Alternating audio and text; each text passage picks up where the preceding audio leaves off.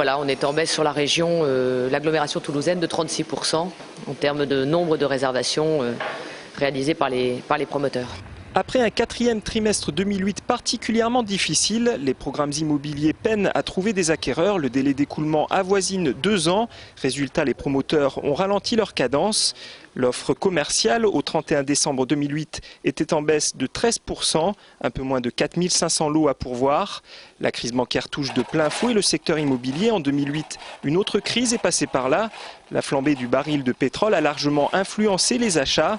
Les acquisitions de logements neufs et de terrains à bâtir se sont recentrées sur Toulouse et ses 2 premières couronnes. Ce que nous appelons notre vœu, c'est le retour à des terrains plus petits dans les toutes premières couronnes. C'est la demande des ménages, c'est d'habiter en maison individuelle et autour des collèges et lycées, donc dans les premières couronnes. Terrains qui font cruellement défaut, même constat pour les logements neufs. Le volume des petits appartements est très faible dans le département.